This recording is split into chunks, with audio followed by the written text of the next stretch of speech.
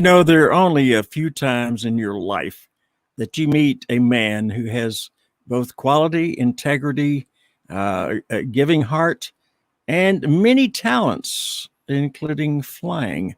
You're going to meet that man today, and I know you're going to be better off after you've heard him talk.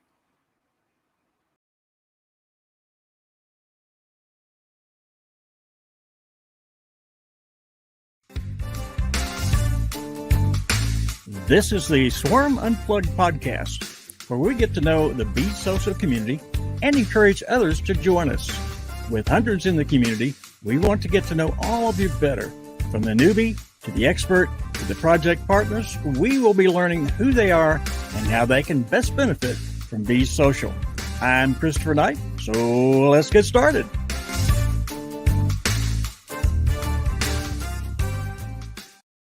And what a day we have today. My goodness gracious, there's so many things going on. We've got a tremendous guest that I absolutely adore as far as his, just knowing him makes me happy, and being friends with him. We're going to learn more about him as we go along. And then we have a co-host who is like flying all over the country, but not flying. He's actually got, I don't know how many, 16 wheels as he's driving down the road with whatever he's in. And he's coming to us from a totally foreign place to his Loveland, Colorado home. Our very, very intrepid and wonderful co-host, Tony K.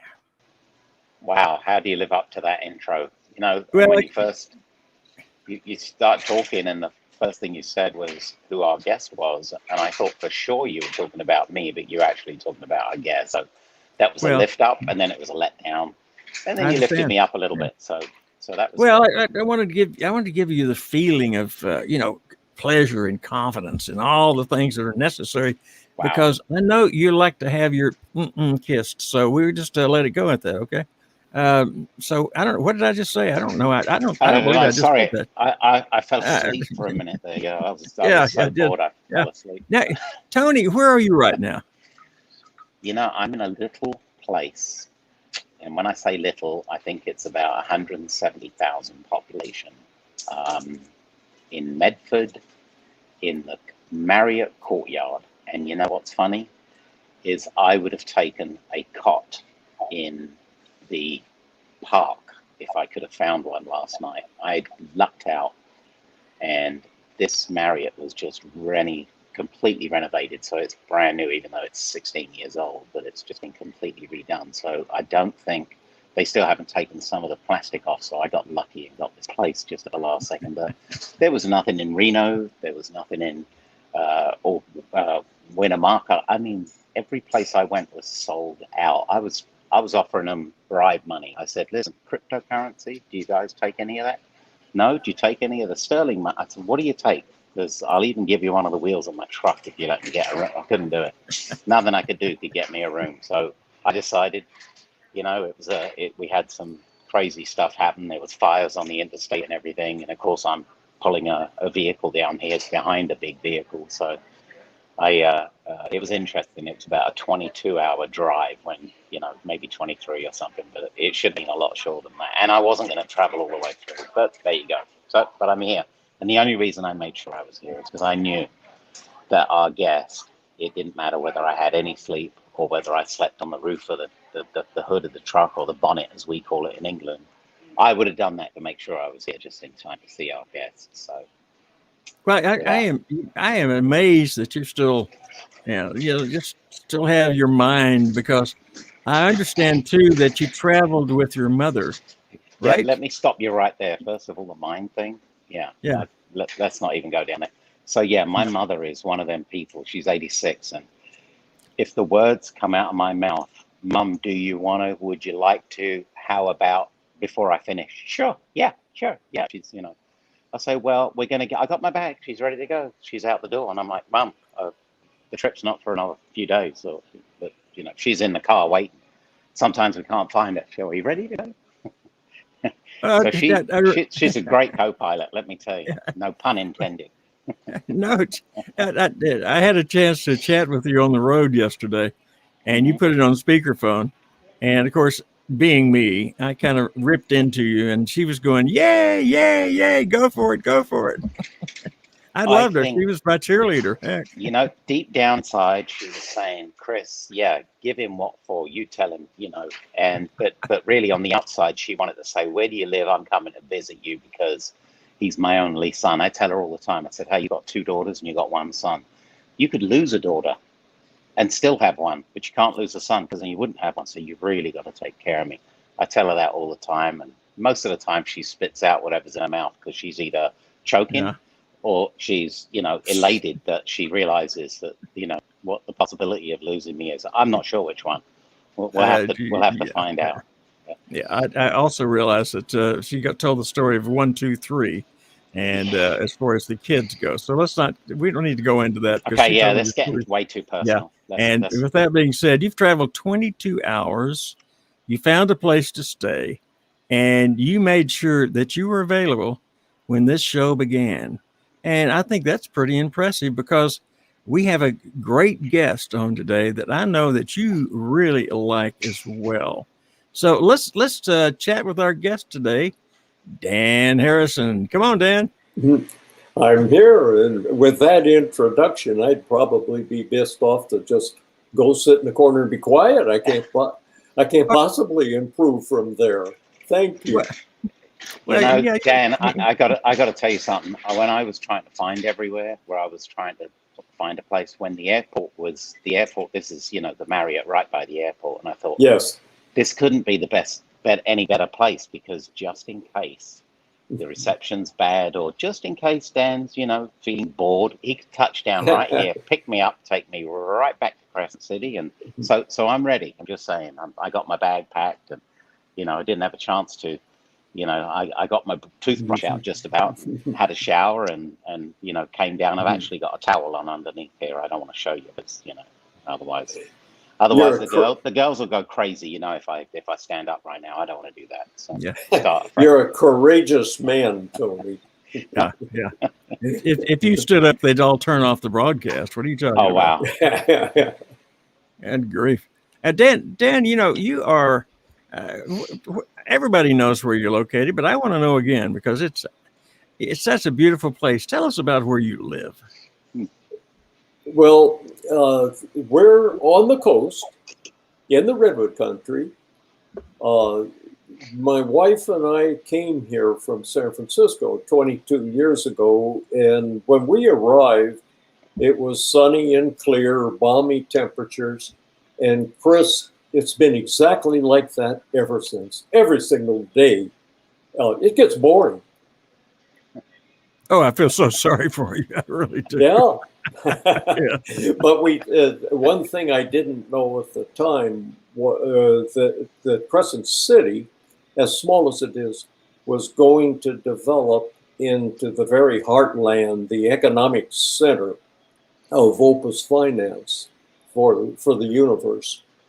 Well, cryptocurrency has certainly made its mark in Crescent City. And of course, we all know Mr. Kevin Fugate, who pretty much, I think he owns that. He should be the mayor of it. We should change the name to The mayor Crescent. reports to Kevin. Yeah, I'm sure he does. I thought it was one and the same. I wasn't sure. I was questioning that.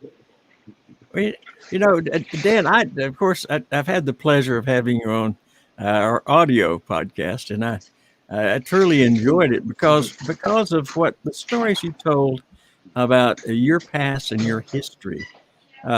You started out when you really started rolling. You were in construction in San Francisco. Is that right? I was. Actually, my first career was in aviation maintenance for a major airline, for United Airlines. I was there for 36 years. And that was a very gratifying career. Got to travel the world to see a lot of the areas and these cultures that Richie brings up often. They come up in our discussions, and it's near and dear to my heart because when I began to find out what Be Social or Opus Finance, is, its intent, I fell in love with that concept. And what more could I say?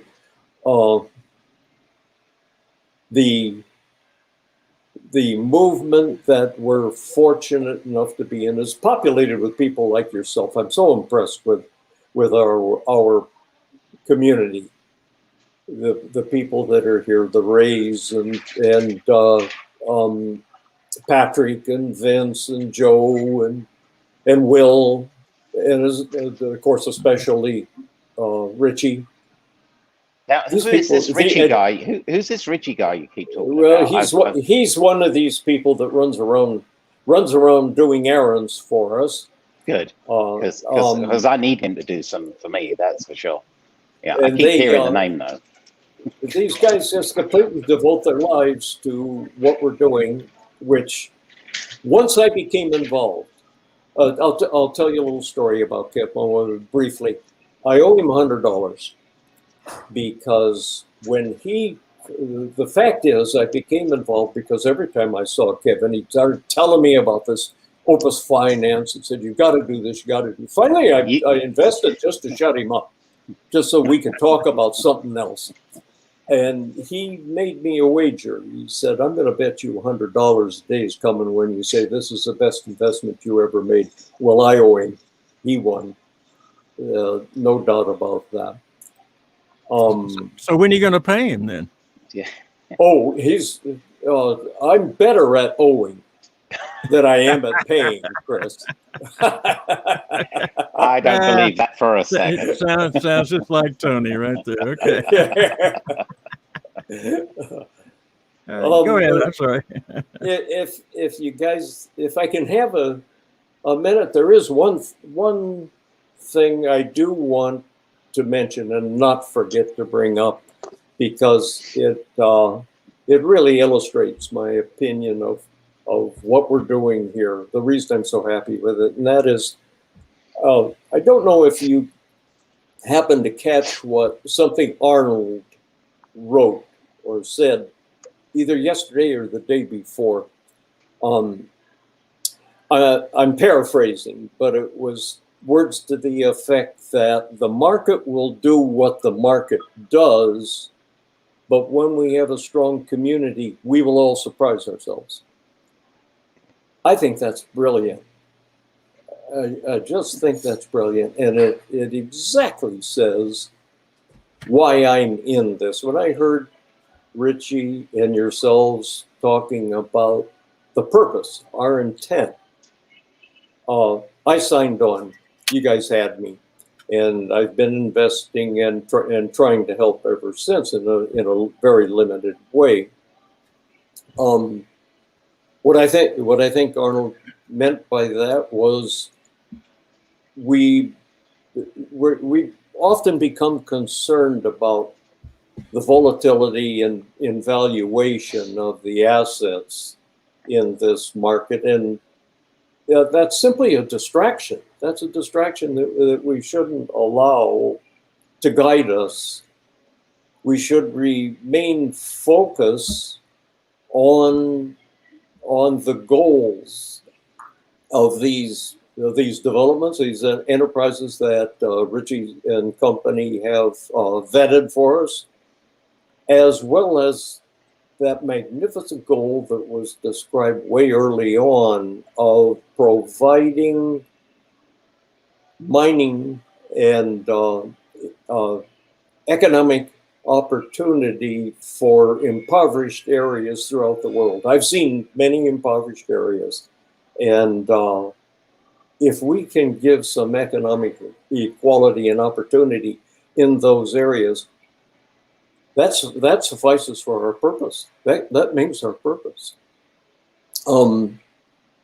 And I believe that's also what Richie has often admonished us to be good stewards of what we have a hold of here. I think that's what he means. I believe that's what he means, that we're all involved in what's really a great opportunity, an incredible opportunity. It'll not the not the dollar profit. I'm less excited about the dollar profit because I'm lucky I no longer need that. Don't get me wrong. I'm not going to turn it down.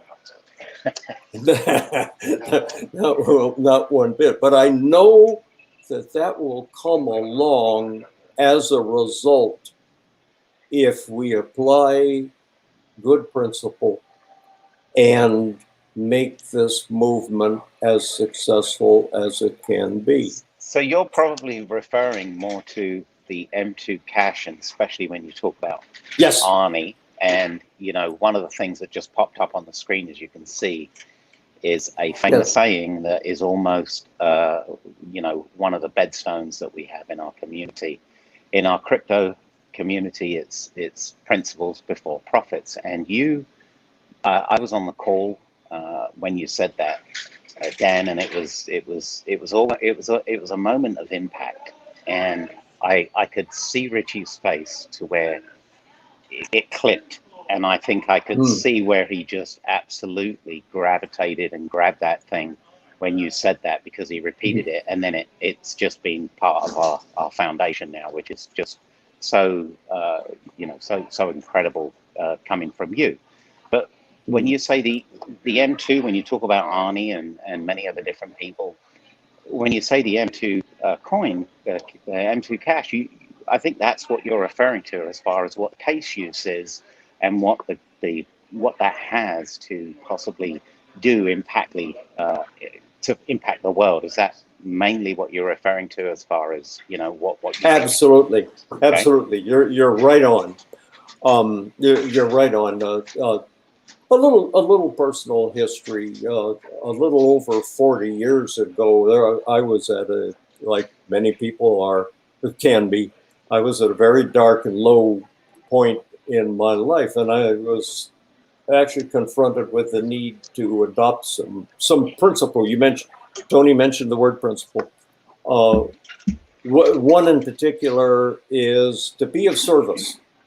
To find some personal value by being of service to other people. And what I learned was, if you in good conscience attempt to enrich another person's life, you simply cannot give that away.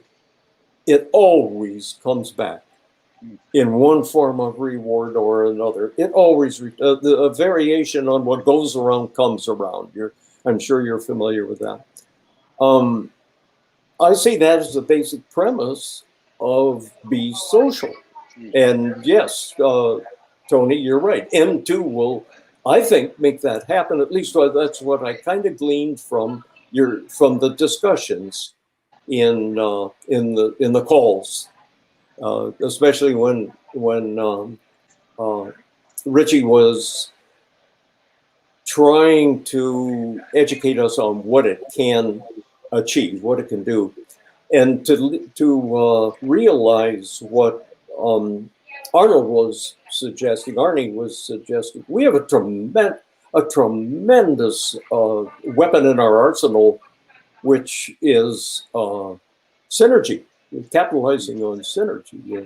You know, if I can pull on a rope with 100 pounds, and you can also, and we do it together, we're going to get 250-pound pull. Somehow, I don't know how that happens, but it's been working for me for 40 years. It always, always, always yields the result.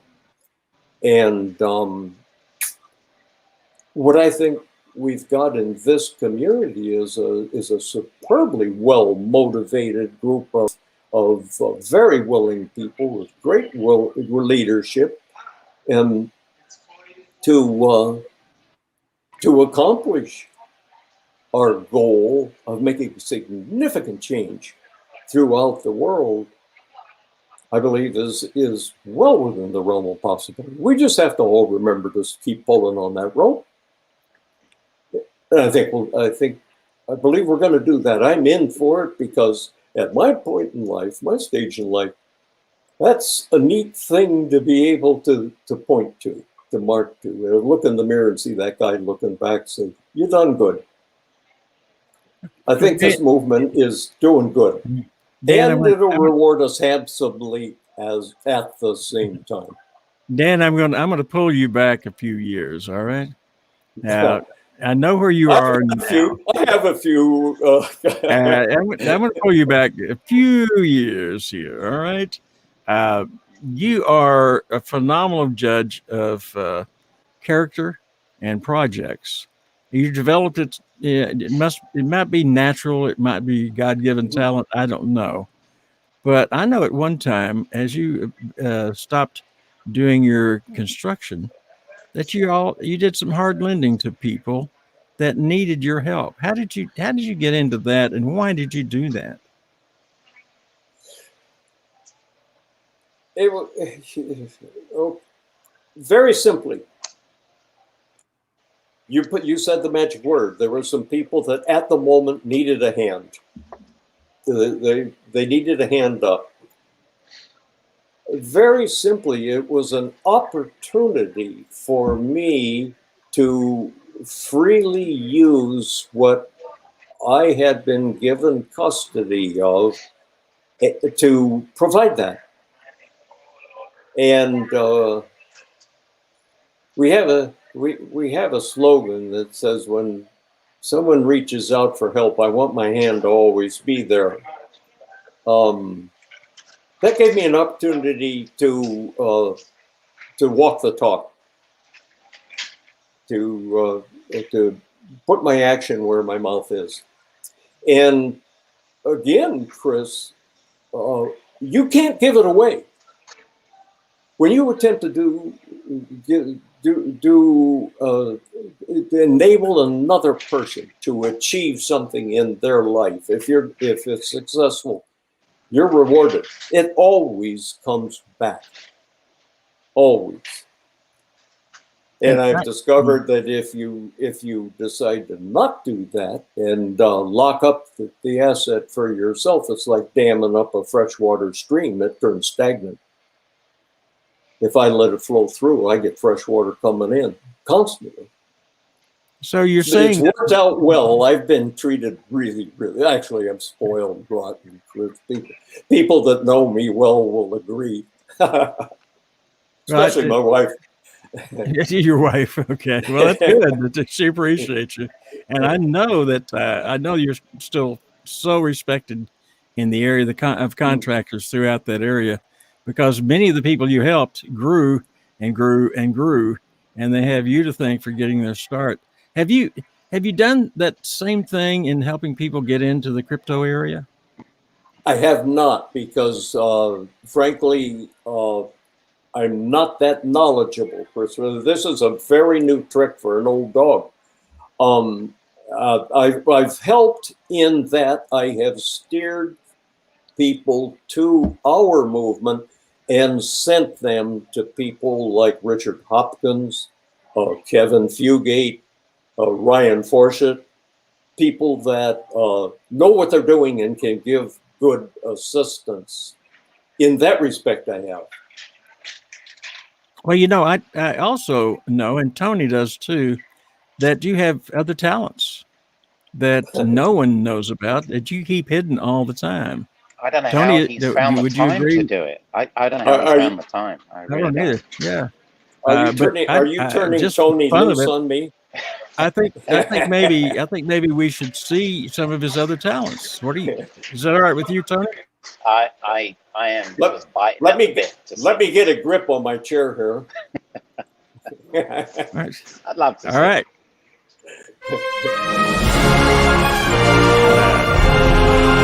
We're ready.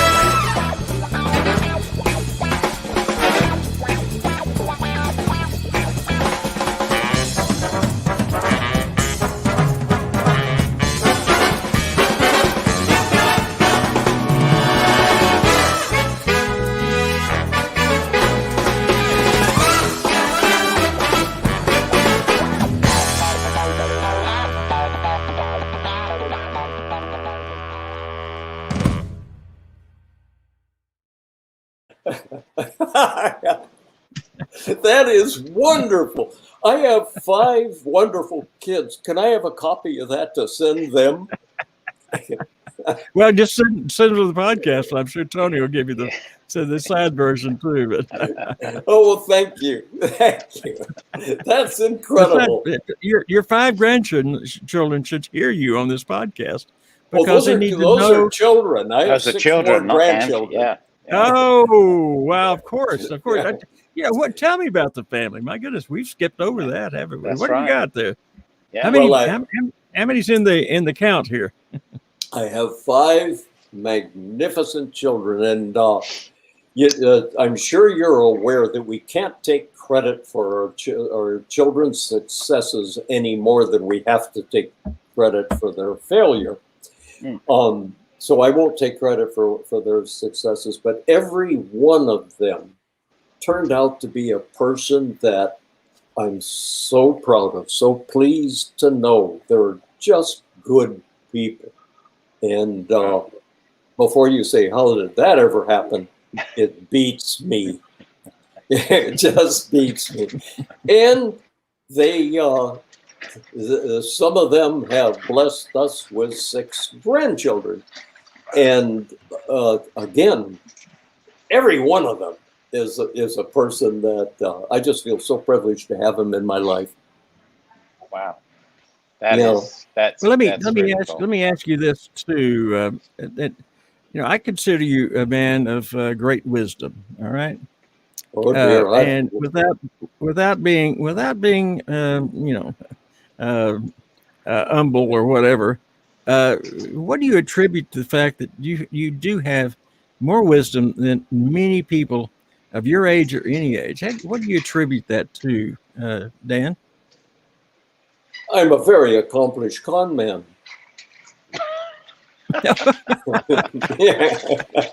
It's all in the perception, Chris. Okay. All right. Now that we're past. Go ahead. Now, seriously, go ahead. To take that and turn it into a serious note, I don't think it's false humility for me to say this is not about me. It's not about you guys. It's about what we can accomplish collectively. And again, my message is we all need to keep pulling on that rope. Wow, well, I thought it was all about me. Now you just told me it's not about that. No, I have to go back to the drawing board. You're dodging my question, Dan, and that is. I thought I had. Yeah, you did it successfully, but yet here's the interviewer coming back at you with the same question. All right. I'm in the presence of a pro, aren't I, Tony? I don't know about that, but well, no. So same question. You do have wisdom that many people don't possess, and what do you attribute that to? I'm serious now. Upbringing, mom and dad, or lifestyle, or just whatever. What is it that brings that bottom soul that you exhibit so often? Well, thank you for that, Chris. If there is such a thing, everything I possess that is worthwhile, that serves me well and serves those that I come in contact with well, is the result of my having learned that I needed to sign up with a power greater than myself that's in charge and report for duty every day and accomplish as best I can what I know that repertoire would be. It works. It works. It really does. So you attribute your wisdom to a higher power? Yes, indeed. Absolutely. Okay. All right. Absolutely.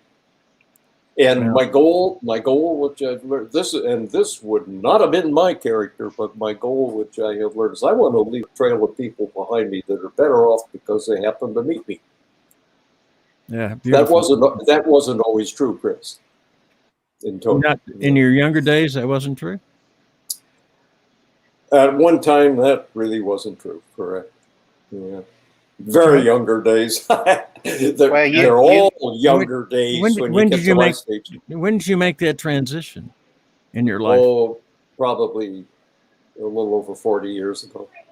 You've mentioned that a couple of times, Dan. You said 40 years ago, which would have made you about 7 years old, I think. Maybe 9. So you've said that a few times. So, but one of the things that I think you've said is that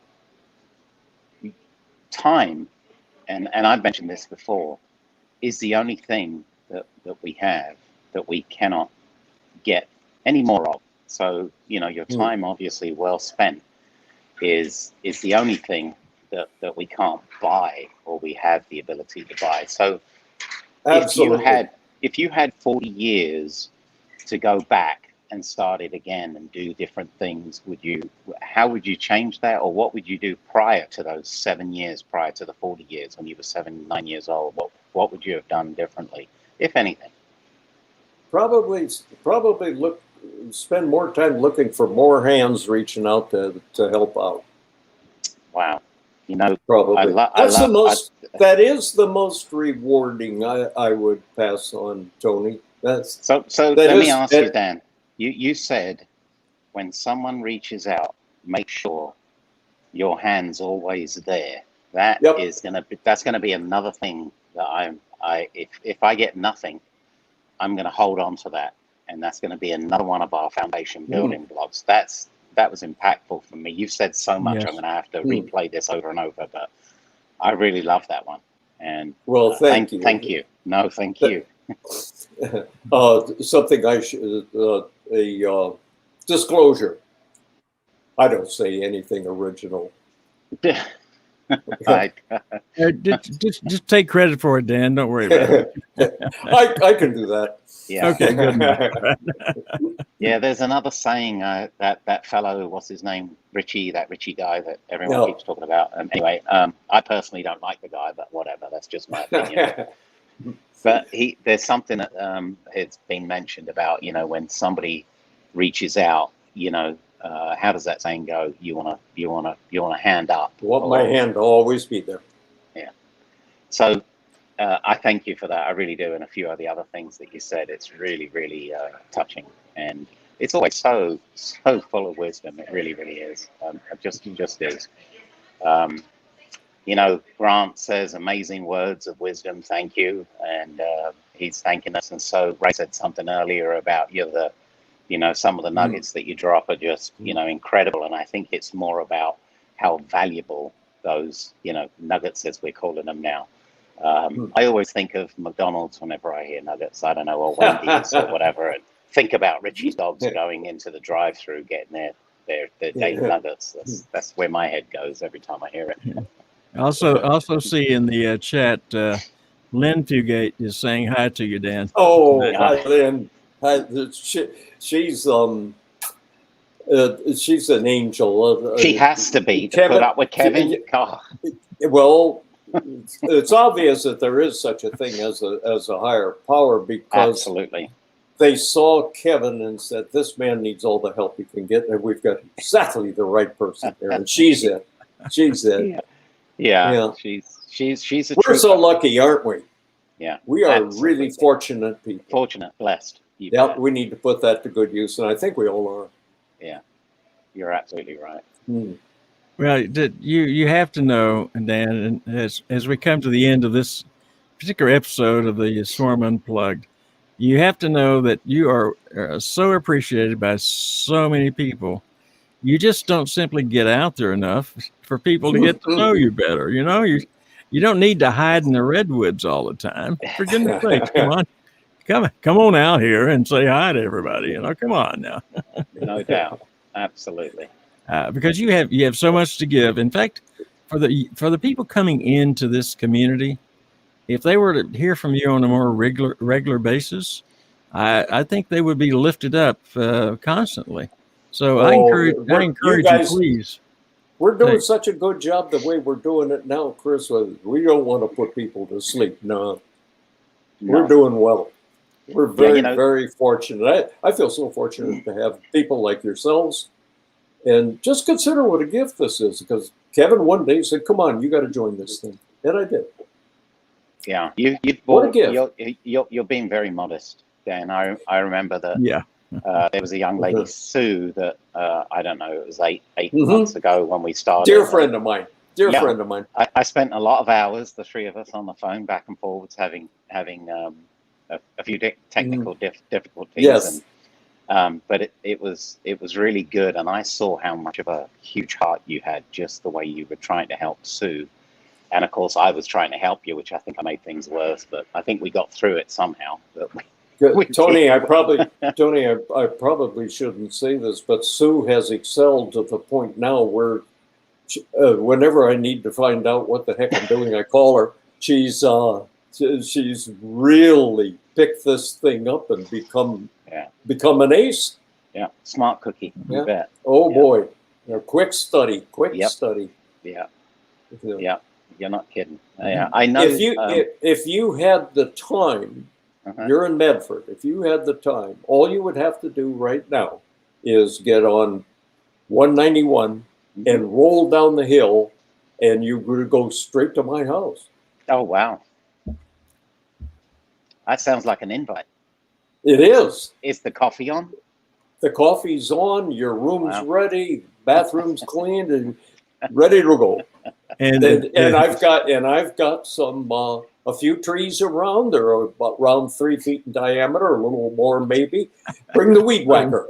I've got a weed whacker that can fix. Bring your weed whacker.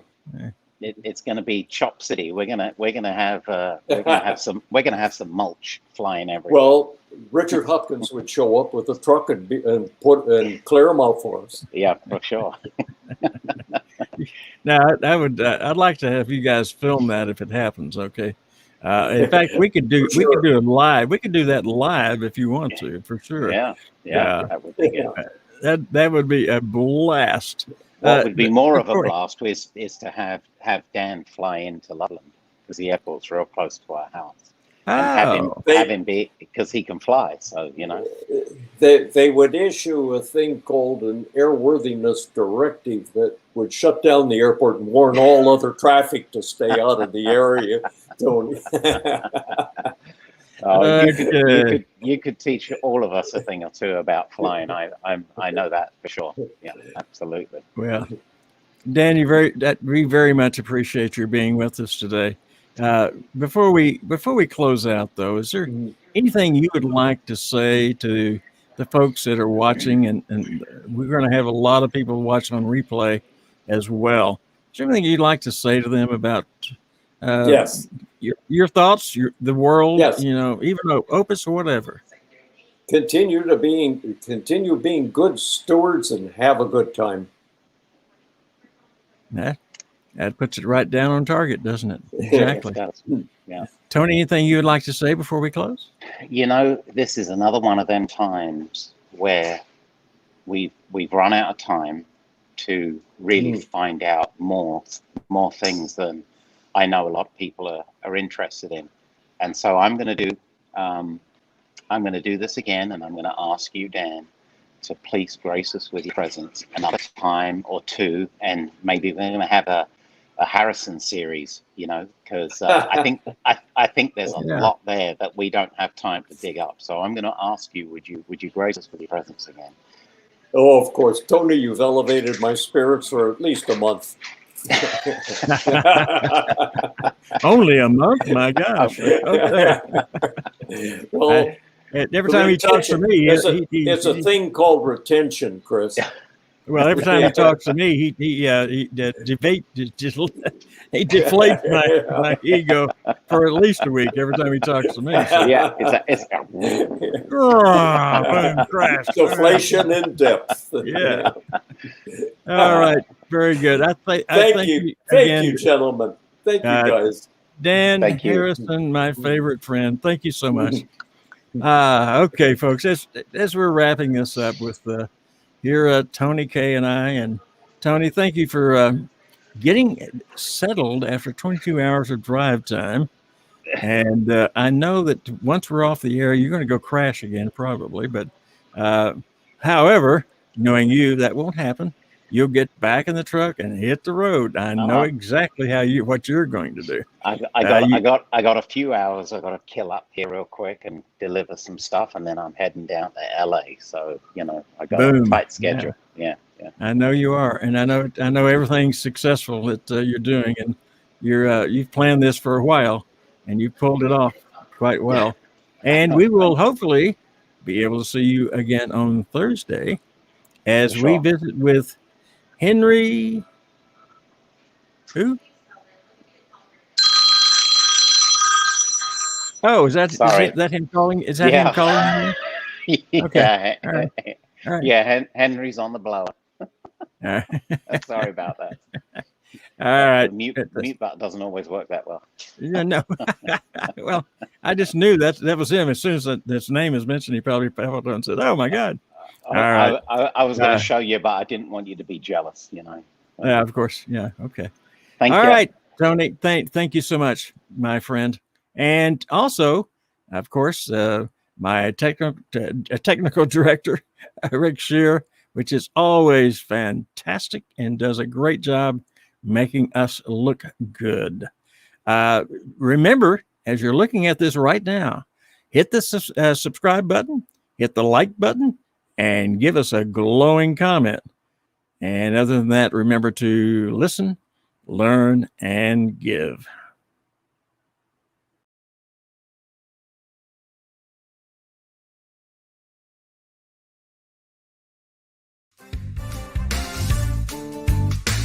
Thanks for joining us for this episode of the Swarm Unplugged podcast. Be sure to hit the follow button and leave us a glowing comment. Gravitate yourself to be on the podcast so you are the next one to introduce themselves to the Be Social community. See you on the next episode.